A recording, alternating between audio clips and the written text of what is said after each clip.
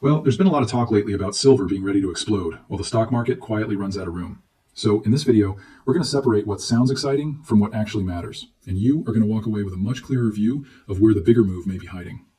Today in New York, it is Saturday, April 11th. And before we go any further, comment below what day and date you're watching from, because I always like seeing where everybody is in the cycle when they hear this.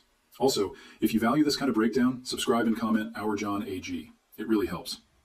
Now, if you've been around the market lately, you already know the basic story that keeps getting pushed. Stocks look strong on the surface. Silver looks dangerous if you're underexposed. Gold still looks firm.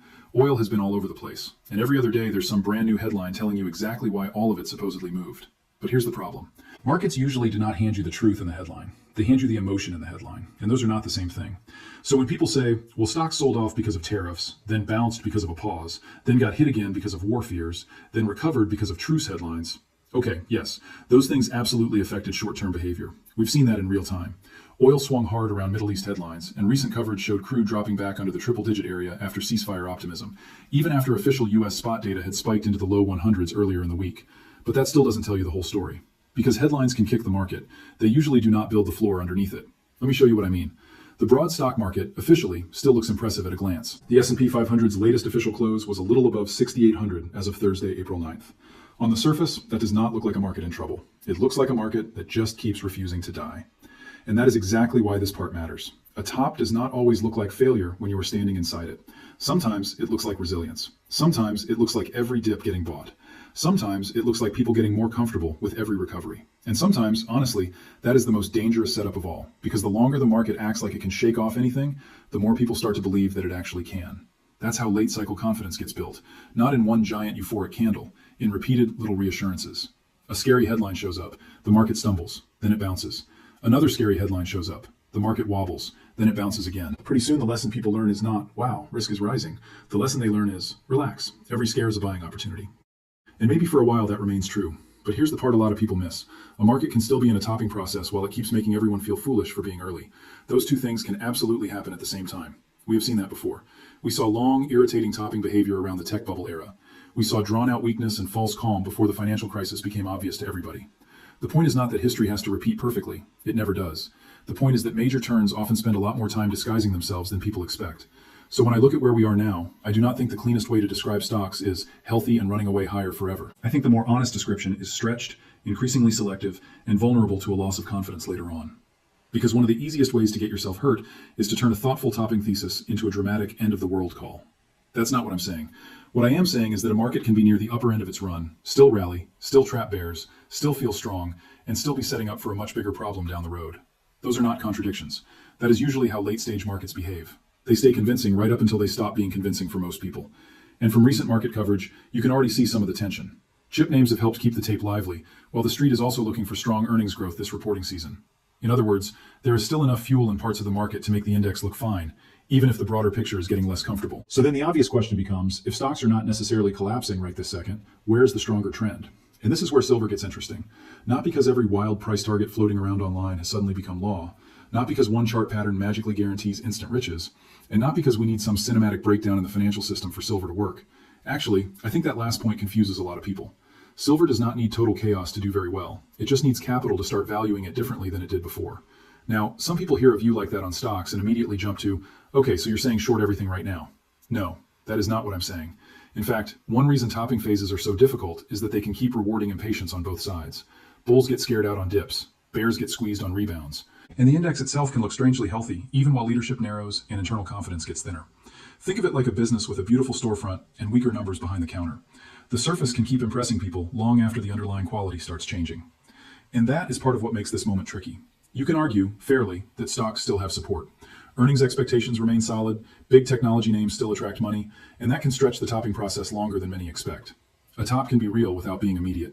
But the same kind of nuance applies to silver, just in the other direction. Silver does not need every demand input to be perfect at the same time. It can still become the market's favorite hard asset trade simply because the monetary side of the story gets stronger while the available float keeps feeling tight. Sometimes what matters most is not that every variable is booming. It is that the asset stops being priced like the sleepy version of itself. That is why I keep separating silver from the usual industrial metal conversation. Yes, it has industrial uses. Yes, solar and electronics matter. Yes, changes in fabrication matter. But when silver really gets moving, it is usually because people start assigning it a monetary premium again. And once that happens, the personality of the market changes. You can even see that in the current price relationship. Using the latest official benchmarks, gold in the high 4,700s and silver in the mid-70s puts the gold-silver ratio in roughly the low 60s. That is already much tighter than the panic-style readings we've seen in weaker silver phases. So silver does not need to prove it can wake up. It already has. The question now is whether that leadership is just a burst or the start of a broader repricing cycle. And that is where I think people should focus. Not on whether some maximum target sounds thrilling, on whether the market structure keeps favoring silver over the alternatives. Because if silver can keep holding up after violent resets, keep attracting physical interest, and keep behaving like the more explosive cousin of gold, then even a move into more moderate triple digits would still be a huge event without requiring you to believe the most extreme projections. A market does not have to hit the wildest prediction to validate the underlying thesis. It only has to move far enough to prove the market had been pricing it wrong. Silver is one of the few assets where a re-rating can feel absurd very quickly because it compresses time. What looked impossible in a sleepy tape can look obvious a few fast weeks later, and there is fresh context supporting the idea that the broader hard asset backdrop is still alive. The latest CPI release showed energy re-accelerating hard. Recent precious metals commentary continues to point to geopolitics, official sector buying, and currency debasement fears as major support for gold. And if gold stays structurally firm for those reasons, silver does not need to invent its own separate universe. It can piggyback on the monetary argument and then add its own volatility on top. That is one reason I think a lot of people still underestimate what a silver move can look like after a correction. They evaluate it like a normal asset. Silver is not normal when it gets trend, plus narrative, plus scarcity, all moving in the same direction. That is when it gets weird. And weird, in markets, is often where the outsized payoff comes from. I also want to say something about commodities as a group. The broad idea can be right, while specific entries are still terrible.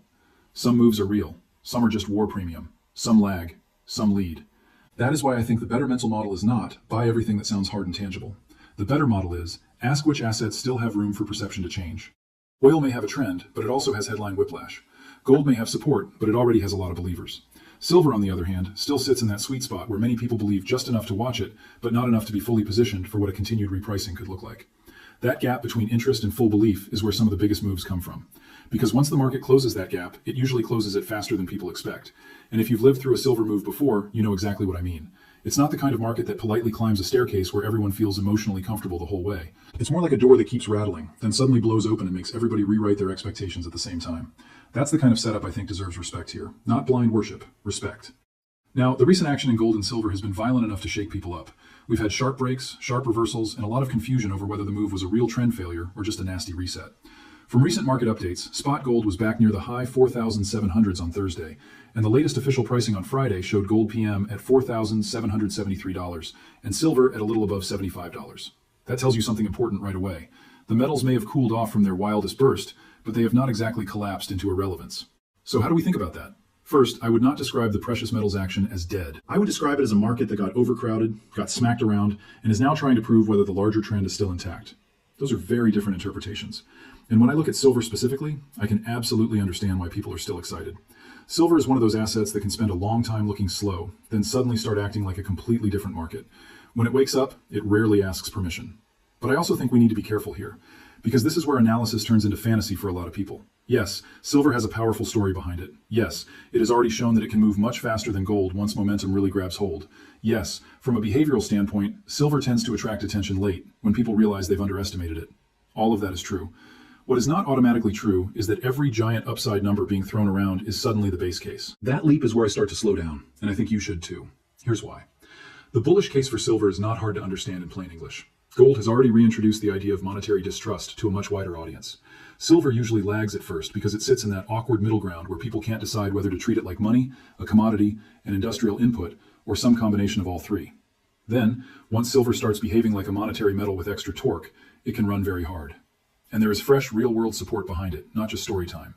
The latest industry outlook says the market is heading for a sixth straight annual deficit this year, with the shortfall estimated around the high tens of millions of ounces. Physical investment demand is expected to jump by about 1/5, while total supply rises only modestly. That is real tightening pressure, even if it is not the only thing driving price. But here's the nuance that almost nobody shouting online wants to dwell on. The same latest industry outlook also says industrial silver use is expected to ease this year, partly because the solar sector keeps using less silver per unit and keeps trying substitutes where it can. In other words, the silver story is strong, but it is not some clean fairy tale where every demand category is exploding at once. It is tighter than many markets, yes, but it is also more complicated than the loudest bulls admit. And that matters when people start tossing around lottery ticket targets. Now, could silver move a lot higher from here? Absolutely. Could it beat gold on a percentage basis from here? Yes, I think that is very possible too. Could it have one of those fast, almost rude advances where it jumps before most people feel emotionally ready for it? Yes, silver does that. But I'm also going to say something that some people won't like. There's a big difference between saying silver can surprise to the upside and saying the most extreme targets are already validated. They are not. Based on recently published forecasts, a mainstream analyst average for this year sits around $90, with highs near 120. Another major bank's current public research is also nowhere near the most explosive online targets, with an average for the year around the low 80s. That does not mean silver is weak. It means the truly massive upside calls are still opinion, not consensus reality. And I actually think that strengthens the real bullish case. Why? Because when the sane case is already good, you do not need the insane case to justify paying attention. That is such an important mindset shift. If silver merely continues to benefit from persistent deficits, stronger physical investment, monetary anxiety, and improving relative behavior versus gold, that alone can be enough to matter. It does not need a fairy tale ending. It just needs the market to keep repricing it. And if that repricing happens while stocks are quietly losing leadership, the move could still be a very big deal. This is why I keep coming back to the idea of rotation. When a broad equity market gets mature, money does not just vanish into thin air. It looks for performance, safety, leverage, scarcity, and narrative. Sometimes it goes to cash for a while. Sometimes it goes to bonds. Sometimes it hides in a few giant stocks. And sometimes it moves toward hard assets that already started acting better before the crowd noticed. That last part is where metals and commodities become more than side stories. They become alternatives. And that can happen a lot faster than people think. Not perfect alternatives, not risk-free alternatives, but alternatives. And that is a very different frame than just saying, hey, silver looks hot. Now let's talk about oil for a second, because it helps explain the bigger commodity picture. Oil has been one of the easiest places for people to confuse trend with headline. Recent official U.S. spot data showed WTI in the low 100s earlier this month, but futures also slid back toward the mid to upper 90s once truce headlines hit and traders started backing out war premium. So yes, oil can absolutely be bullish on a bigger view while still being a terrible chase after a news-driven spike. Those are not conflicting ideas. And when you zoom out, the official government outlook is actually less dramatic than some of the really aggressive oil calls you hear on interviews and podcasts. The latest official outlook sees Brent peaking around the mid-1 this quarter, then easing back below 90 later in the year as disruptions fade. So if somebody tells you 130 or 140 is basically a lock, no, that is not where the official base case sits right now. Again, that does not kill the bull case for commodities. It just forces you to separate trend from exaggeration. And that is the theme all the way through this discussion. Separate trend from exaggeration. Separate setup from guarantee. Separate real tightening from internet fantasy. Separate topping from instant collapse. If you can do that, you are already thinking more clearly than a huge chunk of the market. Now, there is another fresh piece of context here that I think people should not ignore. Inflation pressure picked back up in the latest U.S. data. The latest inflation report showed annual inflation at 3.3%, with the energy index up 12.5% over the past year, and gasoline posting an enormous monthly surge. That matters because sticky inflation and energy pressure can complicate the policy backdrop at exactly the time when investors want simple answers. And complicated policy backdrops tend to do something very specific. They create confusion. Stocks do not always love confusion when they are already expensive. Gold often handles confusion better. Silver, once it gets going, can handle confusion better too, though with a lot more drama. So when I think about the next stretch here, I do not think the cleanest question is, will one headline destroy the stock market tomorrow morning? I think the better question is, what asset class looks most likely to gain relative strength if the broad equity market starts disappointing, while inflation, energy, and monetary anxiety remain alive? That is a much smarter question. And I think silver belongs near the front of that conversation. Not alone, by the way. Gold still matters a lot here. In fact, gold may be doing a large part of the heavy lifting psychologically. Gold tells people something is wrong with confidence in paper systems, real yields, currency stability, or geopolitical calm. Silver often joins later, then tries to make up for lost time in a hurry. That's why silver can feel slow right before it feels obvious. And that right before it feels obvious phase is usually where people hesitate the most. Because it still looks messy. Because it still looks doubted. Because it still looks like it needs one more clean confirmation. And maybe it does, but I wouldn't miss the forest for the trees here. Silver does not have to look perfect to be in a powerful position. It just has to keep proving that the dips are resets, not surrender. That's the key distinction. And one thing I find interesting from recent positioning data is that silver futures still show meaningful participation, with open interest sitting around the low 100,000 contract area in the latest positioning report. That tells you this market is not asleep. It is active, it is contested, and it is being watched. Sometimes that helps fuel the next move. Sometimes it just means the path stays noisy. Usually it means both. So no, I would not expect a perfectly smooth ride. I would expect turbulence, I would expect fake-outs, I would expect pullbacks that make people second-guess themselves. I would expect resistance zones to matter right up until they don't. That last part is important, because one thing that often happens in markets like this is that price keeps revisiting a ceiling. People start assuming that ceiling is unbeatable, but repeated pressure can weaken a barrier over time. You don't always know which test will be the one that finally does it, but you also don't want to act shocked when a level that looked solid suddenly gives way. That is how these things often work. Not with a polite invitation, with persistence, frustration, and then a break. And if silver gets that kind of follow through, while gold holds up and stocks stop being the obvious destination for capital, you can see how this becomes a much bigger story than just one metal having a nice month. It becomes a shift in leadership. And leadership changes are where the real money gets made. Now, let me push back on one more thing, because I think it needs to be said. There is a tendency in these conversations to act like the stock market has to fall apart first before silver can really move. I don't fully buy that. Could stock weakness help? Of course. But silver does not need a total stock market disaster to rally hard. It may only need enough doubt to make investors rethink where upside is coming from. That can happen during a slow rollover. It can happen during a frustrating sideways stretch. It can happen while the index still looks fine to casual observers. That's why waiting for a dramatic all clear or all alarm moment can leave people late. The market rarely sends those signals in a neat package. It usually whispers first, then it moves, then it explains itself later. And that is exactly why headline addiction is so dangerous. If you let the news tell you when to care, you are almost always reacting after the move has already started. Not always, but usually. From recent market updates, even the safer assets are still being read through the headline lens. Gold rallies on ceasefire doubt. Oil jumps on war fears. Stocks rebound on calm.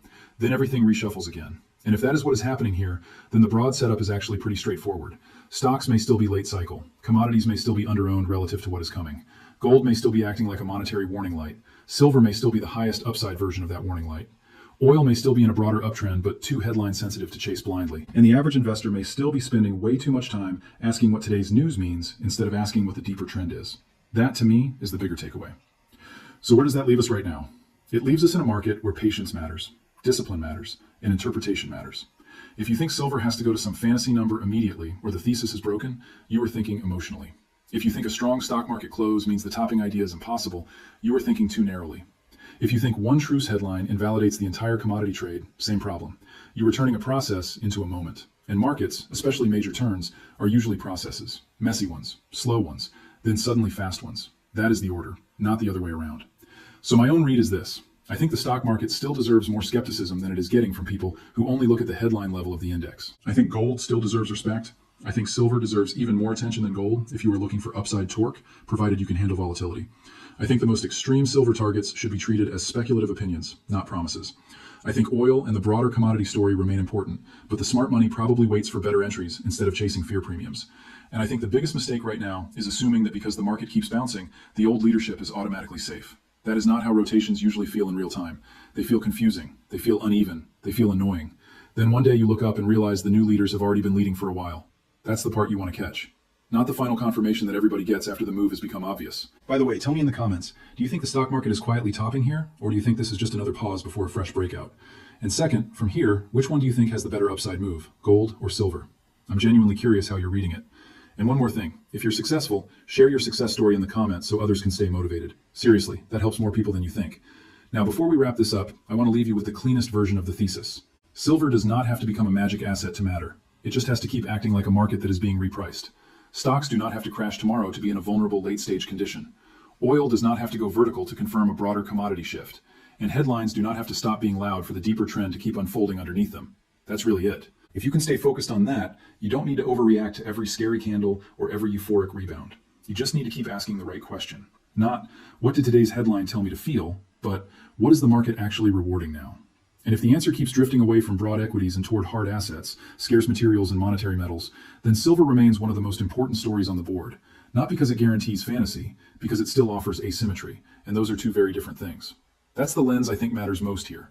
The market may still spend a little more time faking people out. Stocks may still squeeze higher than seems reasonable. Silver may still throw one more ugly shakeout before it makes the next leg obvious. All of that is possible. But if you force me to choose which side of this setup is more interesting, more dynamic, and more capable of surprising people over the next stretch, I am still looking much harder at silver and the broader commodity space than I am at the sleepy assumption that stocks can just keep floating forever. That is where I think the imbalance is.